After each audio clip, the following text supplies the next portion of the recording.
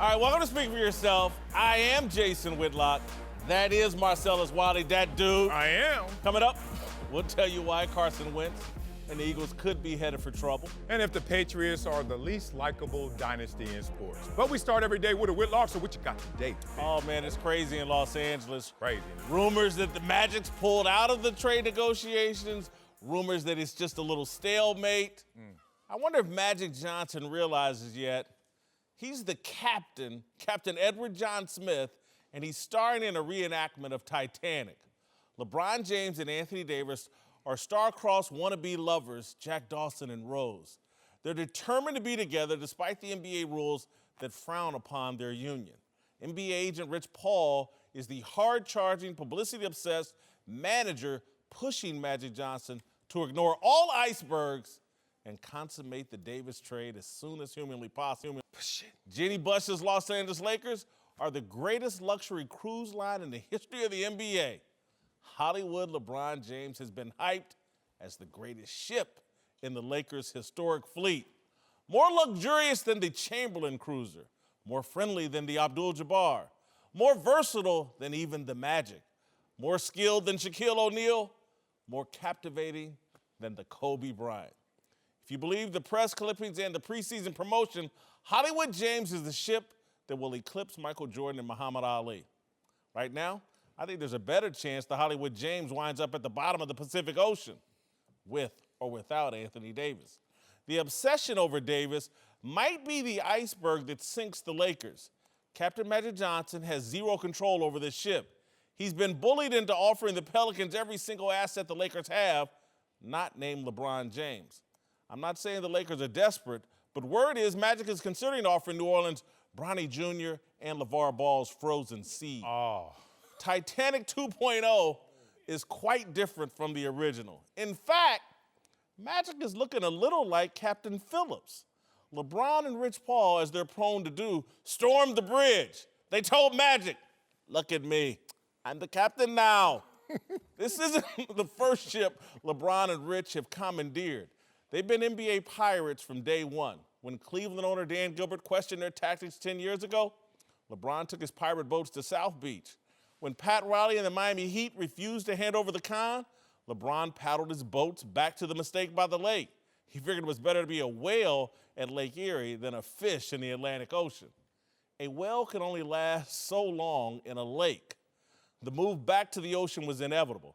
I think LeBron chose the wrong Los Angeles ship. LeBron should be playing for Steve Ballmer and the Clippers. Yeah. Ballmer is one of the richest men on the planet, and he owns a team that needs LeBron's credibility. Ballmer's worth roughly $40 billion. Jenny Buss is worth $20 million. Why is that important? Because LeBron James doesn't care about a salary cap or luxury taxes. He just wants to win now. He has a clock. He's 34. He wants a team immediately that can compete with the Warriors. He has no interest in a game plan and developing young players. He wants the Lakers to operate the way Dan Gilbert ran the Cavaliers. Gilbert's worth $7 billion. He didn't care how far over the cap LeBron's panic roster moves pushed the Cavs. Gilbert fired David Blatt at the behest of the James game. Gilbert did whatever he was told. Magic would like to, but Jenny Buss's pocketbooks may not allow it. The Lakers can land at the bottom of the ocean with or without Anthony Davis. All right, joining the show now, former NBA champion, LeBron James' teammate, former Duke Blue Devil, Dante Jones, Marcellus. Yes, sir. We will start with you. Are you growing concerned that the Anthony Davis obsession could sink the Lakers? No, absolutely not.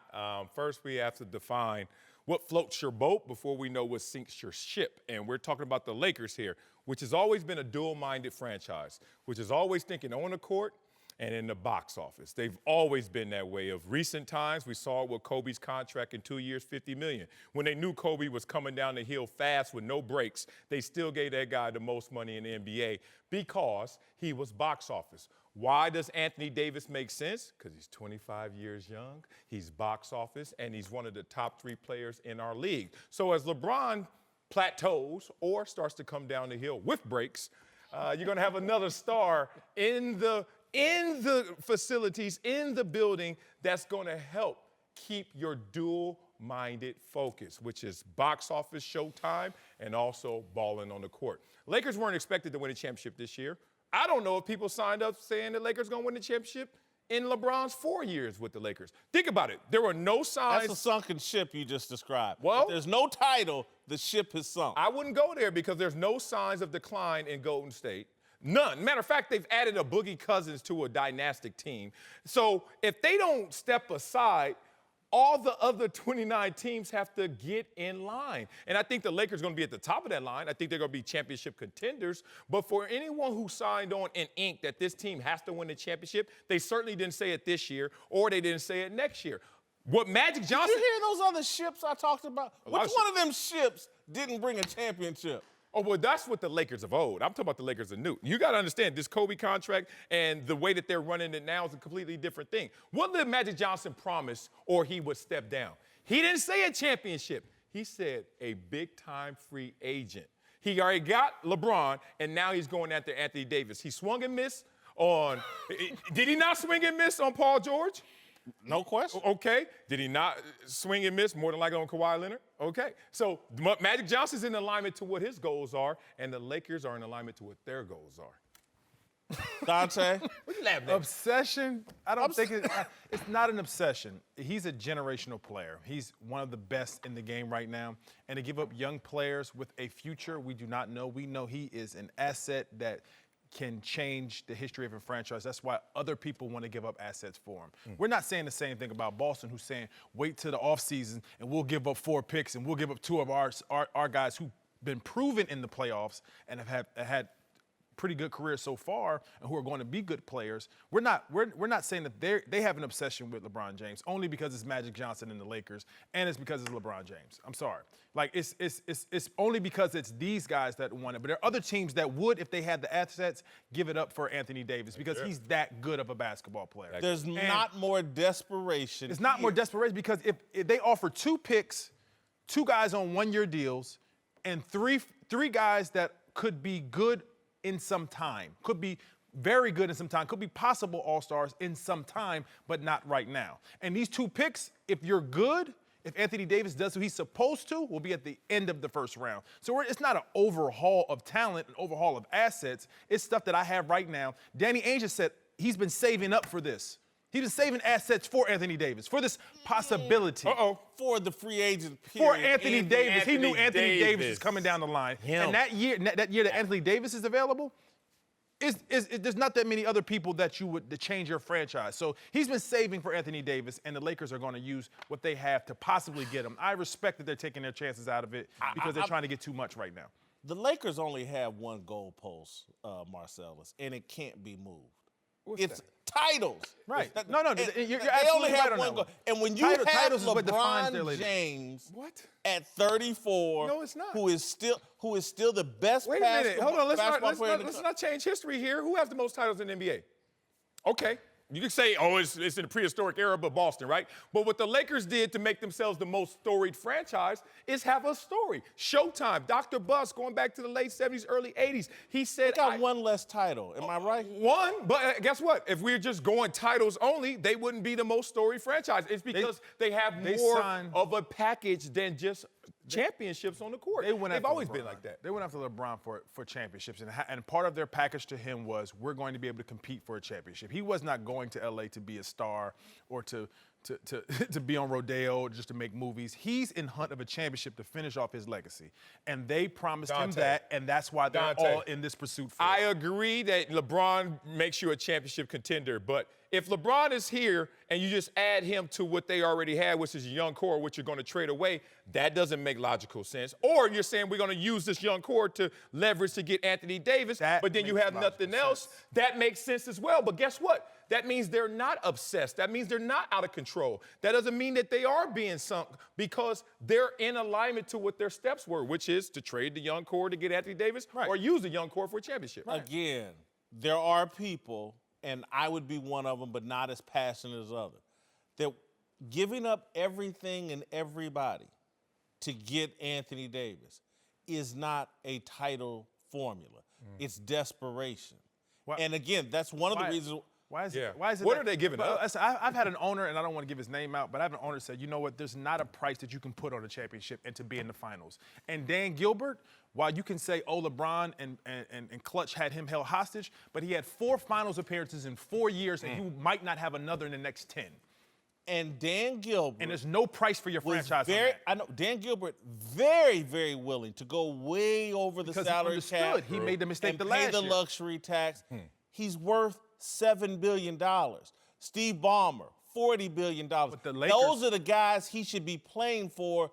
Jenny Buss and the Buss fan, they make their money off the Lakers. Yeah. They're just not as going to be as free spending and just give up all these assets and then have to buy a bunch of players. I just don't. He should be playing with They're Steve one of Ballmer. the franchises that that has the ability to do that because they have such a big TV deal, so that they can afford to pay luxury tax. Because other teams don't have that asset as well. So they're one of the people that have the ability to spend because they have such a big market and they have so much guaranteed money in TV that they can do this without having to dig into her pocket. They don't have Steve Ballmer money. No. And again, when you start paying that luxury tax at that level. And a repeater tax that comes from the luxury tax.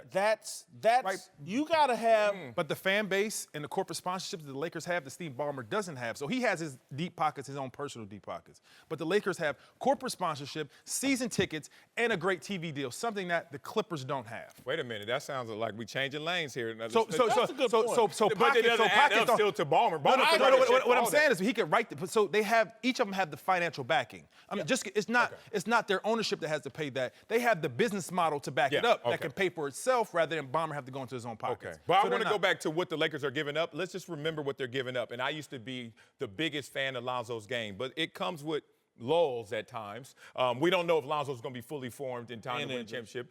Kyle Kuzma, I'm in love with all the way through. Up and down, thorough. He's amazing. However, Ingram is up and down at times. He's playing well now, and there's been times he hasn't. You add that up as a collective, maybe it's greater than one Anthony Davis, but I doubt it. So what are you really leveraging to get Anthony Davis? My point is because of where LeBron is in his career, heading in, is year 17 now we're in right now? 34. Whatever it is, he's going to be 35. He has to win now. So when you give up these assets, LeBron is going to want win now veterans in their place that will be expensive. And so it's just, there's no growth process. And so I just think giving up everything when Anthony Davis has never played 82, Anthony Davis has never peed a drop in the postseason. Anthony Davis, and I don't want to, I just want to say that this is a football analogy, but Anthony Davis could be Herschel Walker. We could be looking at a Herschel Walker trade type situation. One thing that Anthony Davis is an established superstar who has his identity and he knows how good he is and how good he can be. The problem with LA is that it is attractive to most people. It is a great city, great weather. But for a young person coming into any sports league, it can be the worst thing for you. And it could be the worst thing for you to be able to grab your identity, how you're going to work, how much you're going to put into this sport. And young players in a big city like LA and New York, they tend to flourish if you send them to a city that you don't have as much amusement, as much nightlife, as much things to get into rather than your sport.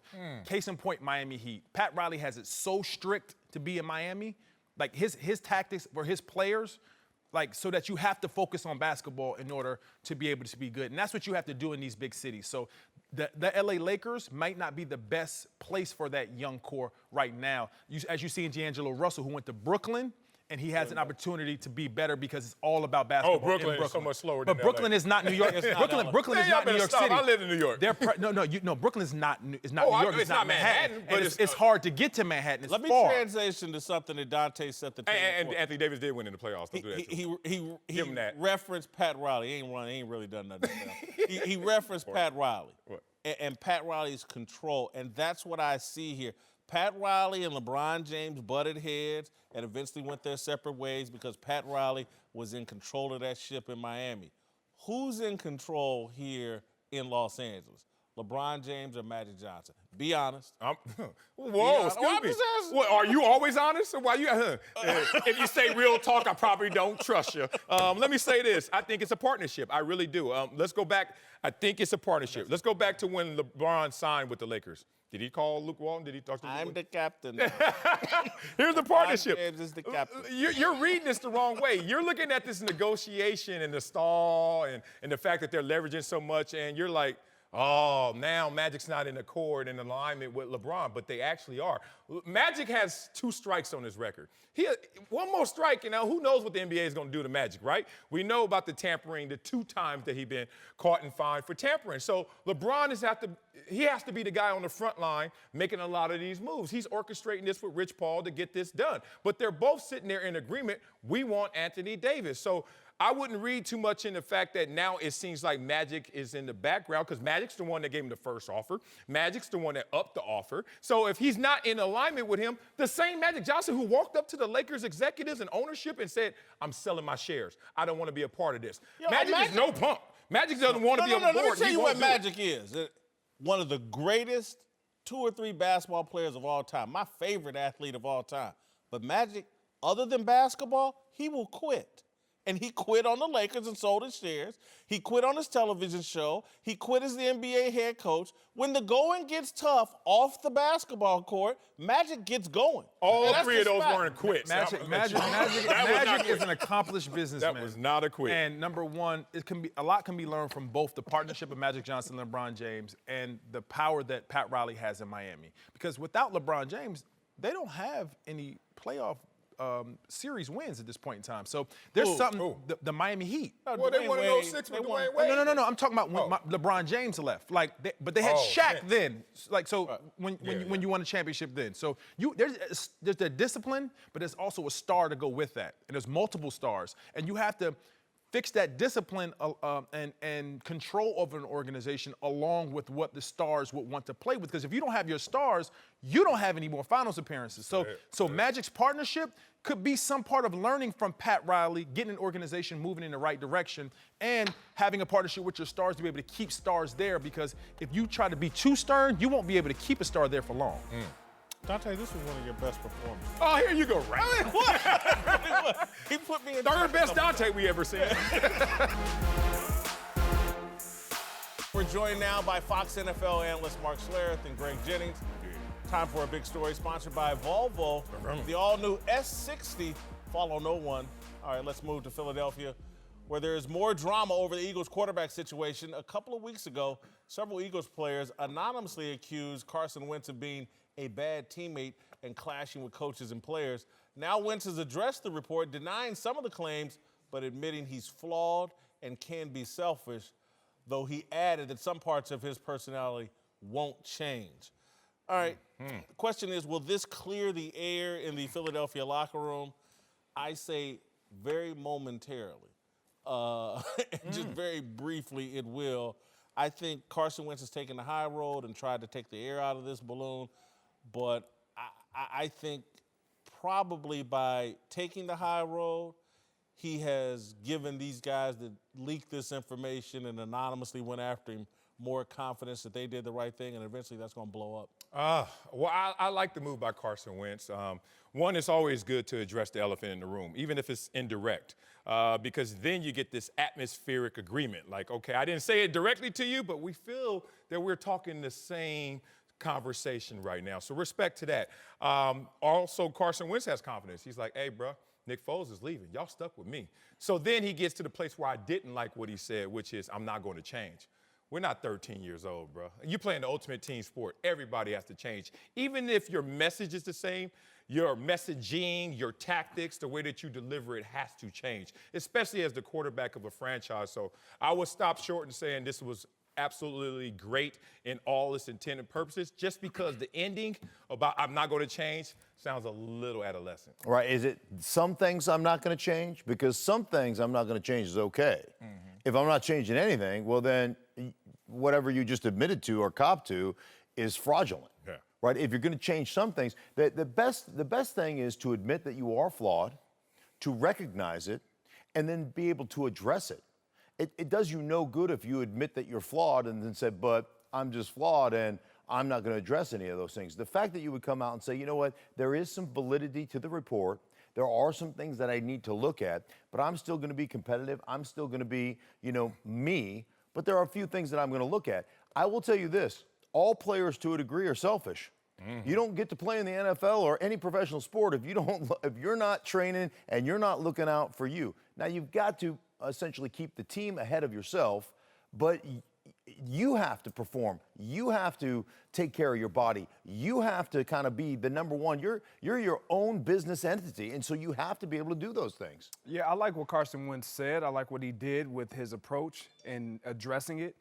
My issue is when you have a player who wasn't a part of the big success, he was a part of their success, their Super Bowl run throughout the regular season. But when you're not a part of the big success, Right. you feel like, well, do you really need me? You want that feeling of being important. And I think that hurt him. That's why he rushed back. That's why he felt like, you know what, I'm not compromising. I'm not going to compromise who I am and what I do, because if I do, this guy may take my position. This guy may step in and really run with what I feel like you brought me in here to do. So I don't mind him not changing everything, but addressing it, he understands, and we have to understand, I don't care who you are, it hurts when your team is winning and you're not a part of it. Oh, be careful, though. It's a slippery slope, because there's 52 other guys sitting there like, hey, man, we get it that you weren't a part of us finishing the deal. However, you can't use that against us all times. You can't sit there almighty, because we realize you weren't there. And it's funny, as a number 2 overall pick, Carson Wentz, there's a parallel to a former number 2 overall pick in Ryan Leaf. Now, I heard this story straight real dope right here. Kevin Gogan, if you guys don't know about Kevin Gogan, this dude was a mammal, huge, never lifted weights, like put his hands in rice buckets and just start gripping, strong as hell.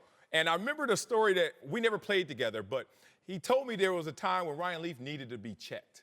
And I was like, how'd y'all check him? He was like, you know what? This dude just was not committed to the game, not committed to us. We didn't feel like he had our back. So a game or so, we will allow the defensive line to do what they had to do. And I looked it up.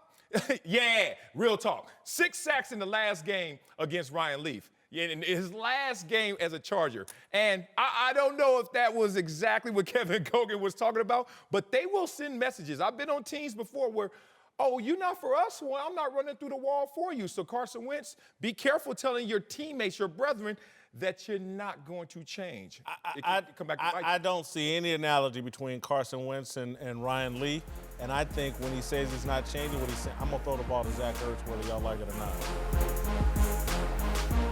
Here's a quick and free way to finally stick to your New Year's resolutions. Start listening to podcasts on Spotify. With more than 150,000 podcasts, including many of the world's most popular self-improvement shows, you can learn how to balance a budget, balance your diet, and even how to feel balanced while meditating, even if you're also obsessing over when the cat was last fed. All podcasts on Spotify are free, and you can even download episodes for those times when you've gone off the grid, to get all that newfound balance into your life. So get the year off right and start listening to podcasts on Spotify. All right, our question is, and we'll start with you, Marcellus, which dynasty is more unlikable, Warriors or Patriots? Patriots, by far. This is interesting. One, just before I even get into the Patriots, I don't dislike anything about the Warriors. A great coach who's relatable.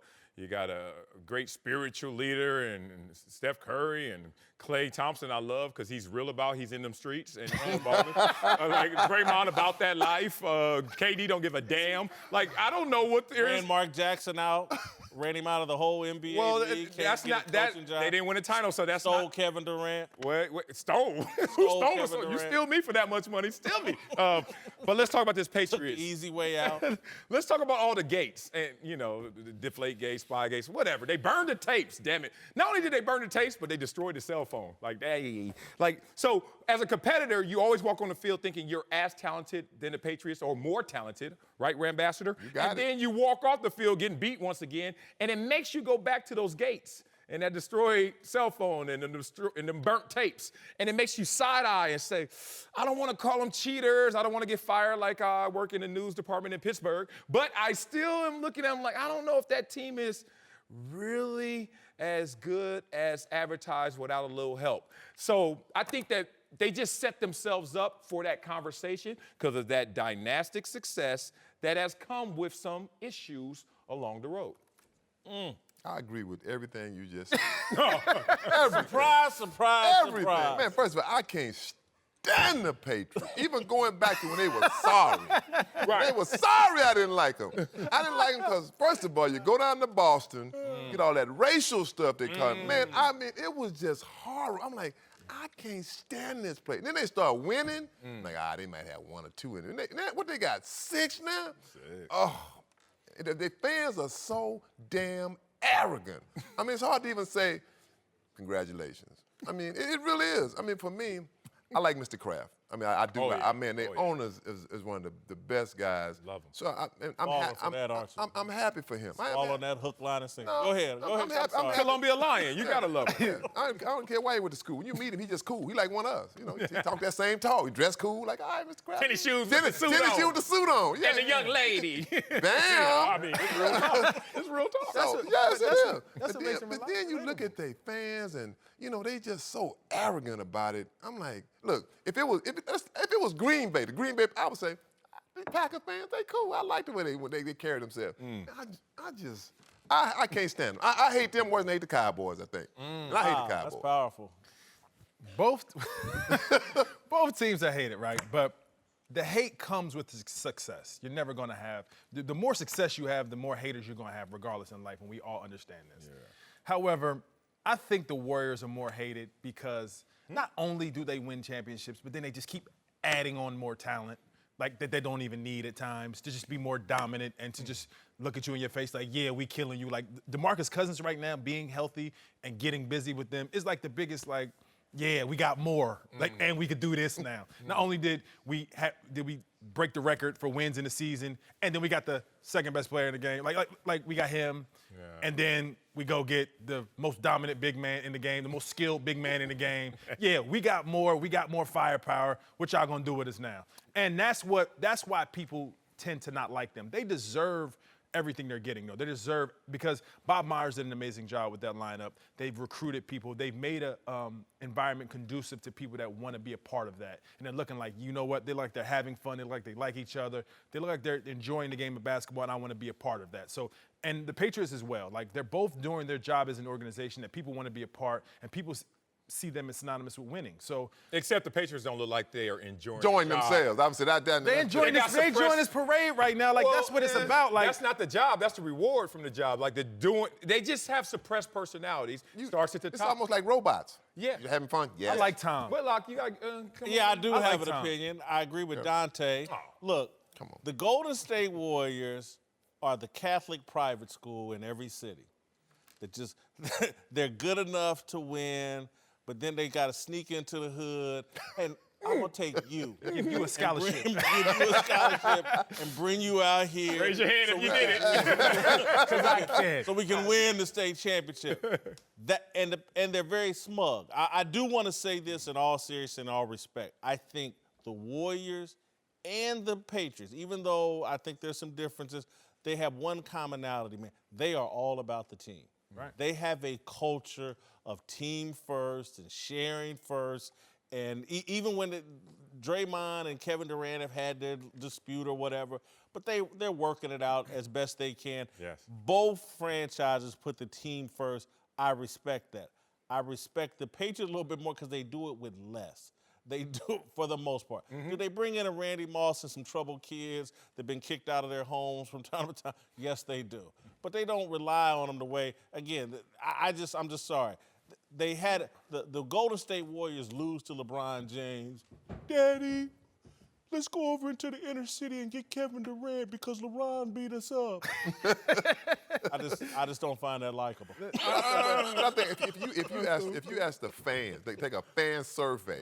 I think people say, "Oh, I hate the Patriots." I mean, everybody wants the Rams to win except Louisiana and I like Tom Brady. And man. LA. And LA. The ratings showed that a lot of people are mad at the Patriots. Yeah, let's be careful about that. You know what's crazy about the Patriots?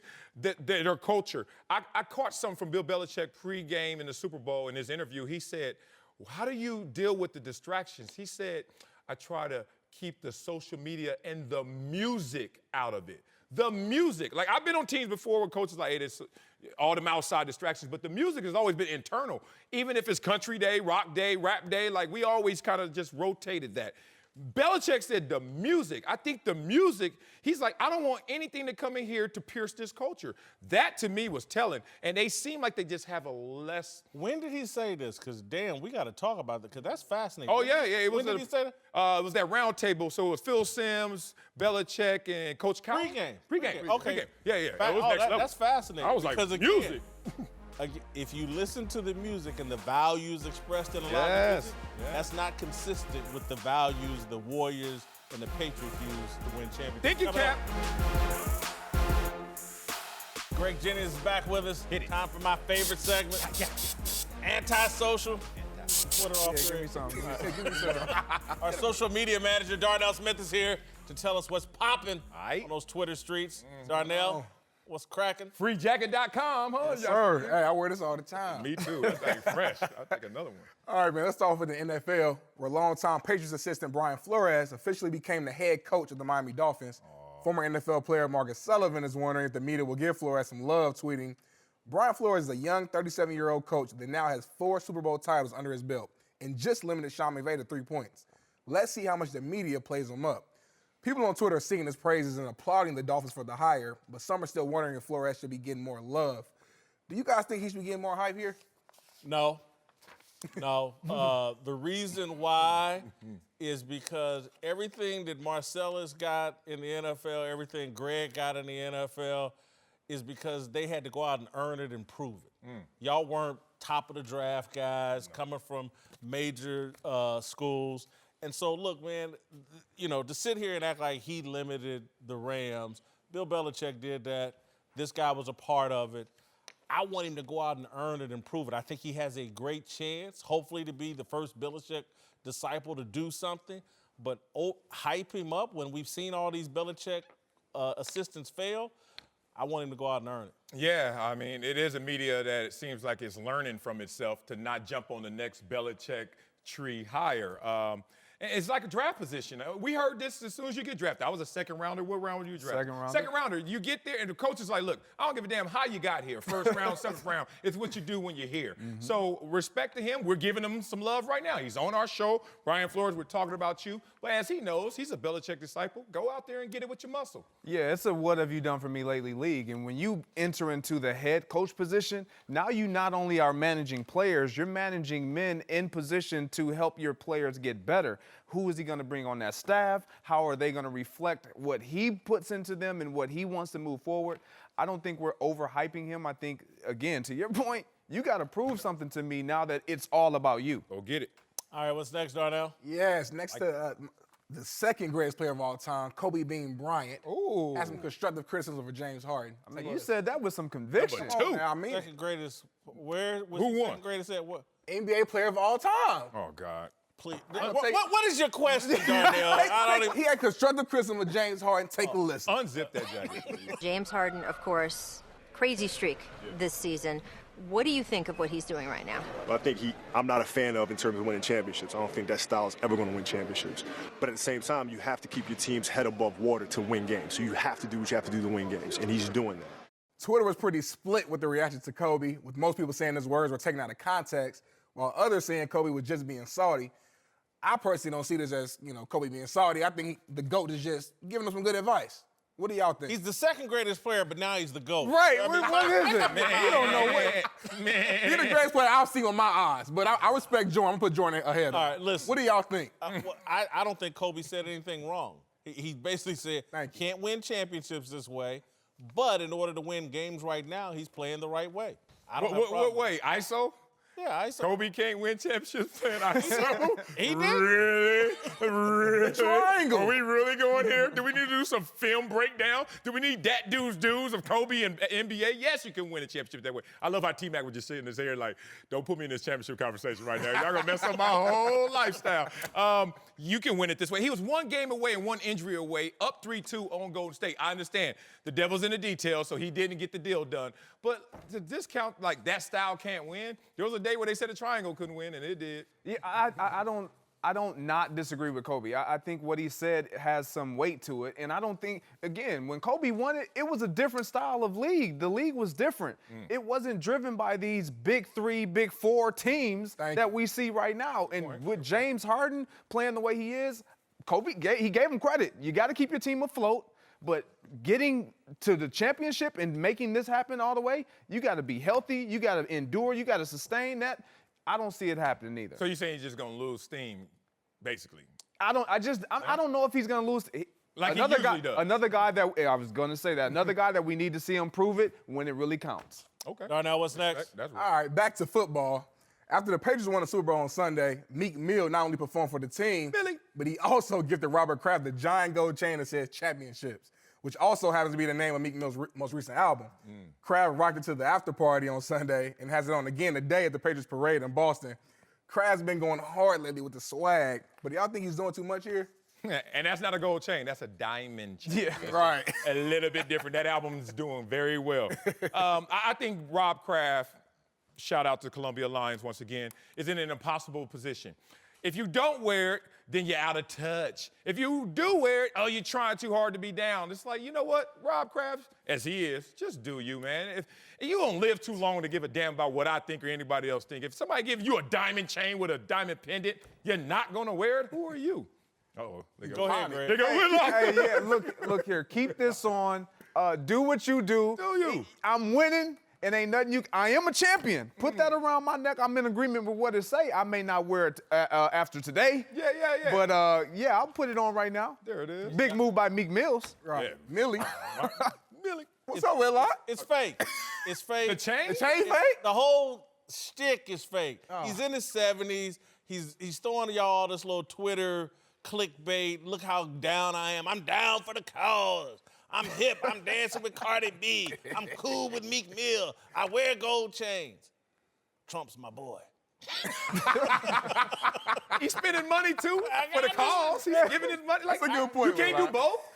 We can do both. Smoke screen, bro. What you mean smoke screen? It's a smoke screen. It's not a smoke Y'all screen. falling for the okie doke. I'm down, and I also, he voted with his wallet. He voted with his wallet, and he's still down. Okie doke. And again, I don't have a problem. He Okay, can vote good. for whoever the hell he wants Thank to. you. He can support whoever the hell he wants to. But he's trying to, it's a smoke screen. Darnell, what's next? Yeah, man. I like Robert Kraft, but smoke screen. Earlier this morning on The Herd, our guy Colin had an interesting point on Sean McVay not using Todd Gurley in the Super Bowl. Take a listen. Todd Gurley is a top 10 NFL player. When he had 18-plus touches, the Rams were 9-0. Super Bowl, barely part of the game plan. So either McVay should get crushed for not giving him the ball, or the Rams and McVay should get torched for lying about it. Y'all agree with Colin here? Well, go ahead. I'm sorry. Nope, Malcolm Butler style. Belichick, none of your damn business. Like, Belichick he has an answer for Malcolm Butler, and I don't think that Sean McVay has to answer for Todd Gurley. A little different. I disagree with that one. You're talking about Belichick, who has won championships, has proven that this style works. Sean McVay, we've not seen you win any championships. We don't know if this changes your works. truth? It does change the truth for Sean McVay. Ooh, okay. I'll take it. Well, my issue here is I just think he had a brain fart. I think he got he got completely outcoached by Belichick, and he didn't make any adjustments. He didn't know how to utilize Todd Gurley. I don't think they're lying about the injury. I think this young coach got in a big spot and had a brain fart. It happens. All right, time now for Darnell's question of the day. Take it away, Darnell. It's Darnell. My guy. My question of the day. My question of the day. 285 pounds. That makes me smile every time. Every time I smile. It's Darnell. It's Darnell. It's my guy.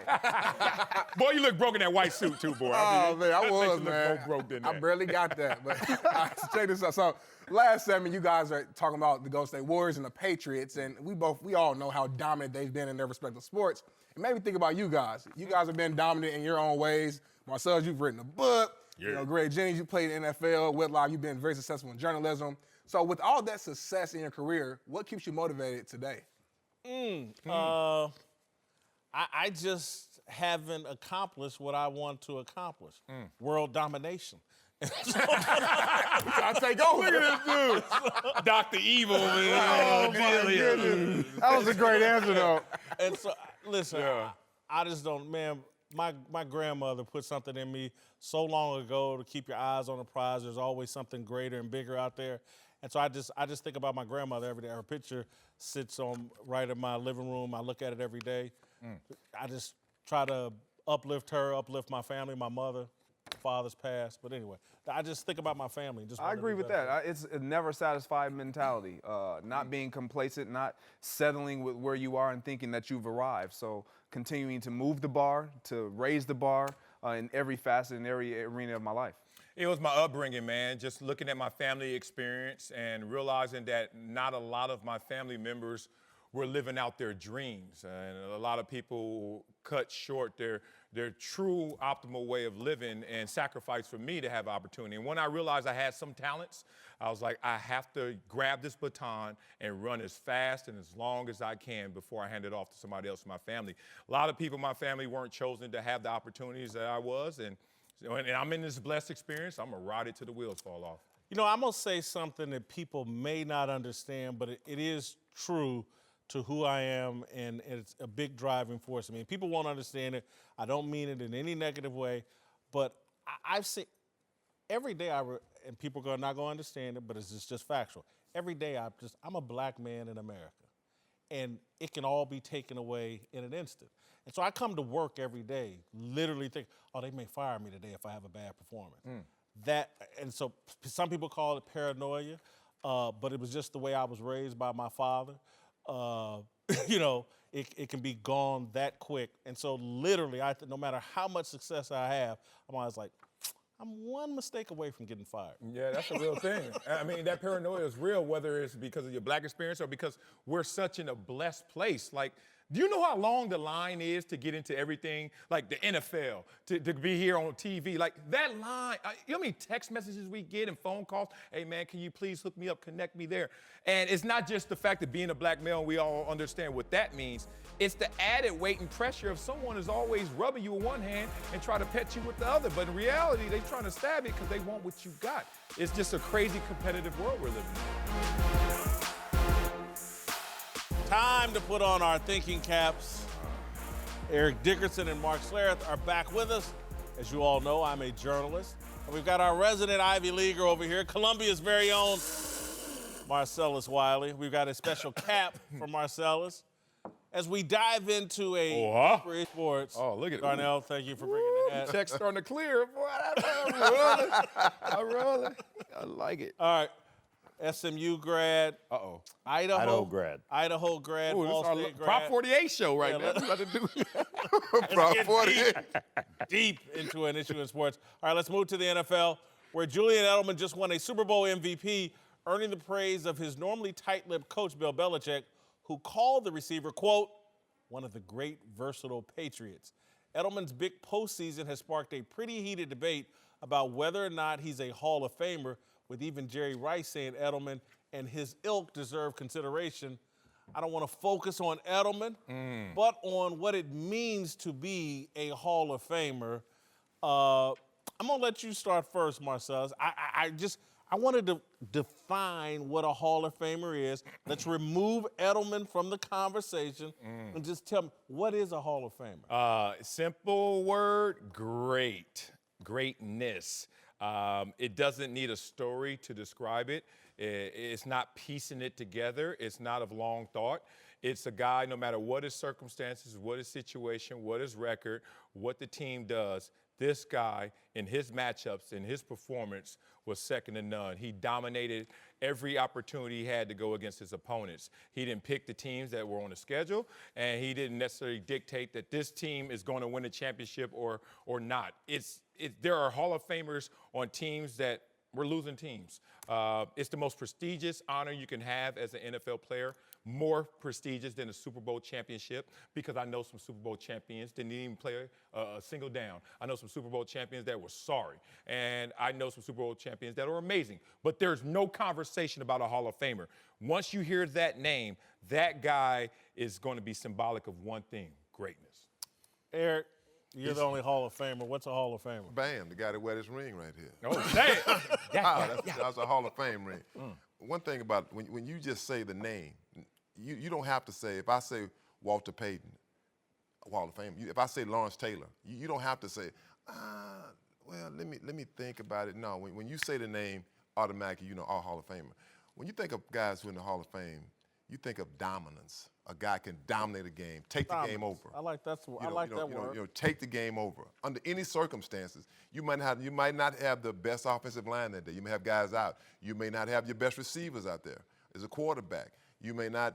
Some days the days aren't going well as a player. But you know what? When they go to game plan you, because teams put game plans together, first thing they say, don't let this guy kill. This guy can kill us. They say, Lawrence Taylor, this guy can hurt us. He'll disrupt everything we have. And to me, when you say Hall of Fame, when you just say the name, like you say the letter LT, automatic Hall of Famer. Both of them. Yeah, both of them. When you say Walter Payton, automatic Hall of Fame. You say Jerry Rice, automatic Hall of Famer. So for me, Julian Edelman. Come on. Stop. I don't. You said don't go there. You said don't go there now. Here you go. Mark, what's a Hall of Famer? Well, Bill Belichick even called him a great versatile patriot. There you Okay, he didn't say he's all. There you go. That's He said he's right. great. I was gonna say that. I done distracted. Hey, in the mode of Troy Brown. Right. Troy Brown better than him. Hall of Famer is transcendent. Transcendent. He transcends the game. To me, we are so busy. We're in a society, in sports especially, where we want to quantify everything, right? We want to make everything some analytical formula that we can basically say, okay, see, he fits the formula. I don't know what a Hall of Famer is. I know when I see one. Dude, I know when I put the film on, there's guys I film, I'm watching. And then there's dudes who go, oh my God, rewind that. Oh my Lord, rewind that. Oh my, rewind that. Yeah. That's a Hall of Famer. And until you, I don't even think, when you're breaking down tape and you're looking at a game and you're looking at what teams do, you don't have to, you don't even have to be a football guy. You have to be a football guy to break down tape. When you see a Hall of Famer and you see the rewindable plays and oh my God, let me look at that again, you don't have to have a trained football eye to see what a Hall of Famer looks like. It's the old adage, that dude has it. I don't know what it is. I wish I could bottle it and sell it because I'd be a billionaire. I don't know, but the Hall of Famers, you watch them and they just have it. They transcend the game, and it's not a number that you can quantify. That's what a Hall of Famer is. But the big thing is, you just don't do it one season. Yes. 2 seasons. Yes. You do it multiple seasons. There you go. You do it over and over and over and over to the end of your career where it's okay, he's not the same guy he was, but for those 5 or 6 seasons, dominant. Terrell Davis, Gale Sayers. Oh, dominant. 2,000 yards. No, but not for long stretches. But you got to look at what they did for their football. Forget the Super Bowl. I mean, for Terrell played. He propelled that team to another level. TD did. He really did. When I think of Gale Sayers, I think of a guy that could play in the era right now and be that player that he was back in the 60s. That's what you look at players. Can you take Gale Sayers that played in the 60s and put him in the 2000s, would he be that same guy? And yes. It changed the way we looked at the running back position at that Exactly. point, right? Because he's so shifty, he's fast, he's quick, he can do it all. Let me get to what the Hall of Fame says is our mission. Okay. Honor the heroes of the game, preserve its history, promote its values, celebrate excellence everywhere. That's what the Hall of Fame says their mission is. Heroes. And again, I'm not going to mention Julian Edelman by name here, but if I were to mention him by name, I'd say MVP of a Super Bowl hero. Promote the values. Patriots, I think, have the best values culture we've ever seen in football. His excellence in the postseason. And then y'all were talking about when you watch the tape, and again, and I'm turning this into a Julian Edelman discussion, I know, but again, when I watched tape of Steve Largent and Art Monk, it just didn't jump off the field for me. And I watched both of these guys. But their production over a long period of time made them Hall of Famers. Julian Edelman, again, and for me, what a Hall of Famer is. Again, hero of the game. I certainly believe in that. When it says promote the values, what football values are and what matters most in all of sports, are you a significant contributor consistently, over and over and over again, to a winning environment and culture. Because the game, y'all keep saying it's not about the numbers, and I actually agree with that. It's not, the stories aren't always just told in numbers. I actually believe in that. Some numbers matter more than others. Postseason. Without the postseason, Terrell Davis, Lynn Swann wouldn't be in the Hall of Fame. But when you produce when it matters the most, I just think, and again, I'm not saying Julian Edelman right now is a Hall of Famer. I'm just saying if he does some more work before he gets out of here, it's not a ridiculous conversation. I just think we've turned it into a fantasy football thing, and everybody wants to go to Pro Football Reference and punch in the numbers. Good, I'm on it right now. And say, oh, this guy's got the numbers. You know the frustrating thing is when they're playing these Super Bowls and all of a sudden they're in the Hall of Fame. I'm not saying Julian Edelman. I got you. But all of a sudden they're playing these Super Bowls and all of a sudden they should be in the Hall of Fame. That's BS. It really is, because I'll say that players, the Hall of Fame players, I'm gonna talk about the guys that I know. We talk about guys that got in the Hall, and you're like, how you get in here? I mean, just be honest. You just like, I said, did you play? We played against him. I said, did y'all double team him? We didn't even worry about him. I mean, so don't get me wrong.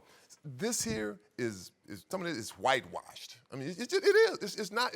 Some of it is not the true reality. The reality of football. We know what it's like. You know what it's like. You know what it's like between those lines when you out there playing hard. I know what it's like to play against a guy that can really play.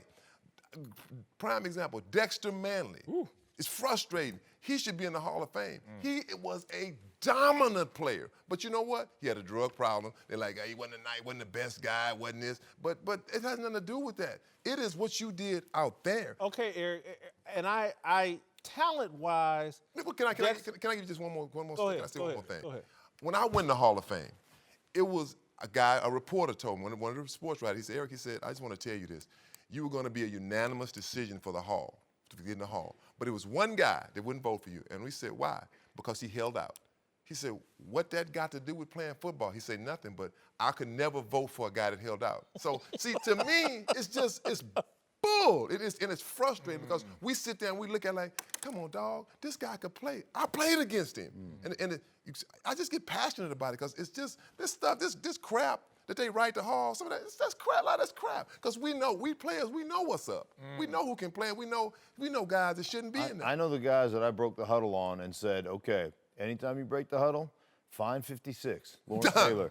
Right? Find him. How are we going to deal with him? Exactly. Fine 92, Reggie White. How are we going to deal with him? I mean, you went up and down line of scrimmage, and you made sure. And there are guys, when you put on the film and you watch the Anthony Munoz of the world just absolutely dispense justice, and you're like, that dude is a Hall of Famer. End of story. Okay, but aren't there also, and again, and I'm not a scientist or haven't studied Dexter Manley, but aren't there guys, there's a lot of guys in the NFL that can be dominant for a season, for 10 snaps, for 2 seasons, and are very inconsistent in their lack of production. And so you might be King Kong, but were you King Kong for 7 straight years? Sure, but there are also the guys on the flip side of that. They're the guys that should be in the Hall of Really Good that compiled numbers over such a long period of time that they get in too. I got to say, so for clarity, one, Steve Largent, way better player than Edelman. Let's not go there, even by the numbers. I mean, 8 consistent Hall of Fame years versus Edelman has put together 2 that would count in the Hall of Fame candidacy. Let's just be respectful to that. 2, in the mission value statement, is PEDs anywhere on there? Yeah, I was going to say, I forgot about that. If that was on there, then I will rewind my career. So again, I would like to rewind my career and do this again. Eric took us all the way to reality. Oh, okay, I'm sorry. And we know the reality. PEDs just don't mean the same in football as they do in baseball. I give you that. People aren't as But if y'all gonna tell me T.O. doing sit-ups in his driveway is worse than doing PEDs. I'm not saying that. I'm not saying that. But Eric, what I really appreciate too, because I'm telling you, I take the Hall of Fame as seriously as you do. I'm glad you had that kind of passion. I take it serious when you say Hall of Fame.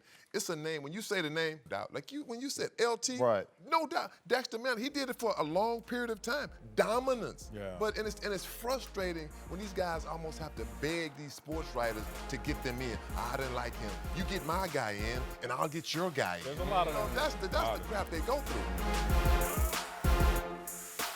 Whitlock and Wiley, Eric Dickerson and Mark Schlereth are back. Let's return to the Super Bowl, where ratings are in and they don't look good, with the game averaging the lowest viewers of any Super Bowl in the last decade. It didn't help that one of the teams, the Rams, doesn't exactly have the most dedicated fan base, with the city actually averaging a lower rating than the rest of the country. And maybe worse, disgruntled Saints fans appeared to boycott the game, with ratings in New Orleans this season just half of what they were last year. All right, the question here, Marcellus, is bigger concern for the NFL, irate Saints fans or disengaged Rams fans? Disengaged LA fans. I think a lot of times you walk around outside the borders for LA and you think, oh, they got the Rams and the Chargers. Oh, there must be a Rams-Chargers town. This is a Raiders town. And it will never stop being a Raiders town. So what those ratings suggest to me is that the Raider fan base wasn't so interested in a boring game. And you know why they're not so interested in a game before it was even boring?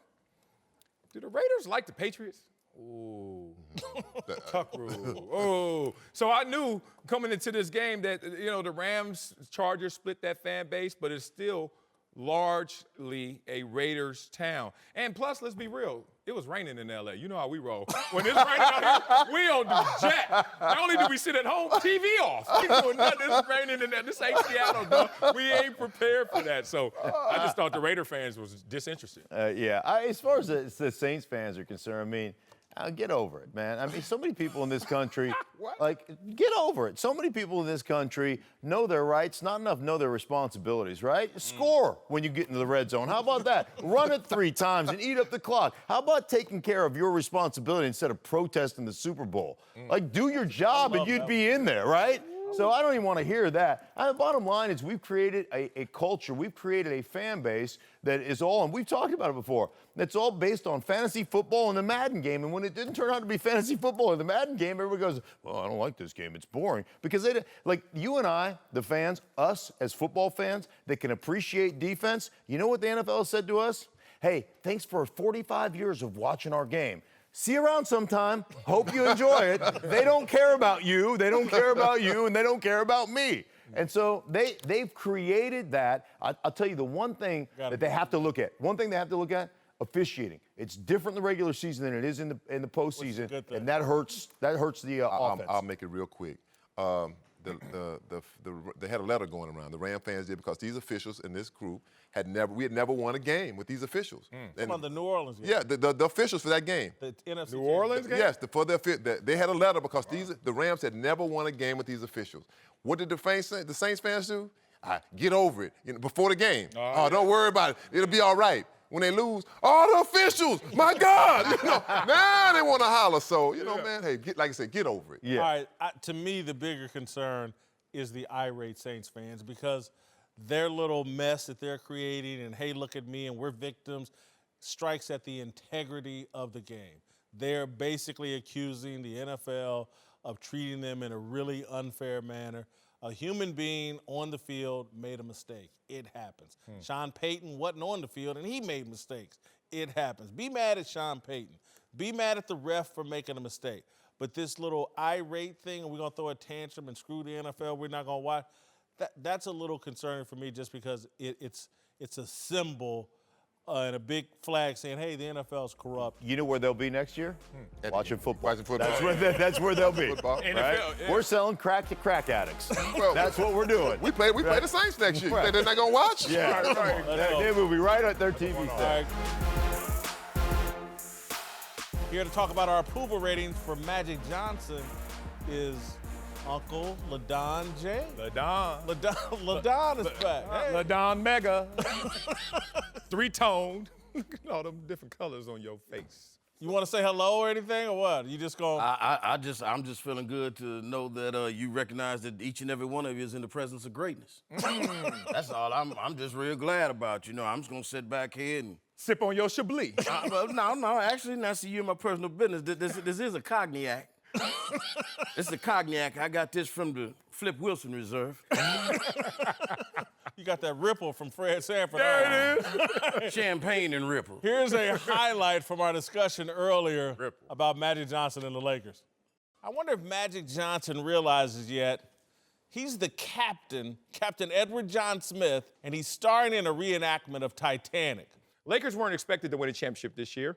I don't know if people signed up saying the Lakers going to win the championship in LeBron's 4 years with the Lakers. Think about it. There were no signs. That's a sunken ship you just described. Well, if there's no title, the ship has sunk. What did Magic Johnson promise or he would step down? He didn't say a championship. He said a big-time free agent. So Magic Johnson's in alignment to what his goals are, and the Lakers are in alignment to what their goals are. All right, Uncle LaDon, what's your take? Mega. Well, first of all, I'd like to say that the Lakers are nothing like your take of the Titanic, which, if I say so myself, was quite a bore. And I want to be honest with you when I tell you that I don't find LeBron to be a pirate at all. And this is all truly beneath his lineage. The only cinematic comparison that I can even truly find to make with LeBron is probably Robin Hood. Robin Hood. And you too fine menses are very familiar with Robin Hood, if I say so myself. Yeah, we heard of Robin Hood. He robbed the rich, gave to the poor. Yeah, you get that. Exactly, Merkulis. And this is exactly what LeBron is doing right now. He's riding and robbing for his hood. And it's a beautiful thing. It's a joy to see, if I say so myself. What? Jeannie Buss has less money than LeBron. And this is the reason you have to respect LeBron's hustle. Is it or is it not better to always spend somebody else's money than your own? Oh, yeah. Let's look at what LeBron done accomplished. What's his name? What's his name? Rich what? Rich Paul. Rich Paul was selling vacuum cleaners when he met LeBron. That's true. Now he's one of the biggest agents going on in the business. Yeah. Maverick Carter was managing a Foot Locker. Now he a Hollywood mogul, making movie moves, having dinner with Robert De Niro. I'm with you, Uncle Jimmy. American Dream, lift your family up. I hear some of that. Exactly, Merkulis. See, now let me ask you a question. Now, you think Jason ever give any member of his family or friends a job? Are you sure about that, Uncle Jimmy? Yeah, right. Are you sure? Uncle LaDon, I'm sorry. Look, that's not the point. Okay? Let's stick to the point of what we're talking about. You chose the wrong movie.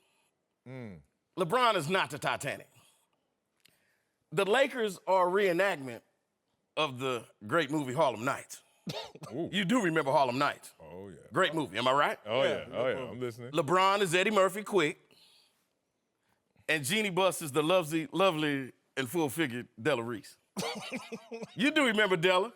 Remember Della threatening, she challenged Quick to shoot off her pinky toe? The pinky toe. Remember that? Yeah. You know, they had a little dispute. Now right now, LeBron threatening to shoot her in the pinky toe if they don't get AD. If you don't get Anthony Davis, right now they having a standoff. Jeannie done took her foot off. Go ahead, LeBron. Shoot me in the pinky toe. Hey, man. You dumb. Hey, man, I'm worried, man. Jeannie gonna be on crutches come Thursday, man. Watch what I say. This ain't gonna be pretty. We got to get to our approval rating. She gonna be wearing for Magic Johnson. I've got him at an all-star level right now as a general manager. Approval of 76, 16 in job performance. Kind of low. 25 in all-time greatness. Whoa. Character, I got him at a 17. I don't want to go back into We're not going to go there. Authenticity, I got him at 18. Total of 76. All-star. Oh, that job performance is a little low for a guy who brought in the best player on the planet. Got to give him more credit than that, but I give him a 21. I wanted to give him 100 for all this, but look, all-time greatest, we know who he is. Character, 21. No one's perfect. Hell, I got you back. Authenticity, he is thorough. He's not only going to kill you with a smile, but he'll also tell you to your face, what's up? Respect to Magic. I can't wait.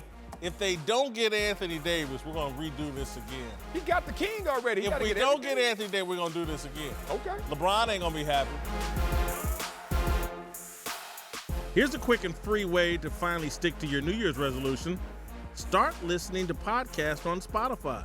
With more than 150,000 podcasts, including Oprah's Super Soul Conversations, The Tim Ferriss Show, Happier with Gretchen Rubin, and The Nutrition Diva, you can learn how to balance a budget, balance your diet, and how to feel balanced while meditating, even if you're still wondering if the cat's been fed. All podcasts on Spotify are free, and you can even download episodes for those times when you've gone off the grid. You know, to get that all newfound balance into your life. So start the year off right with podcasts on Spotify.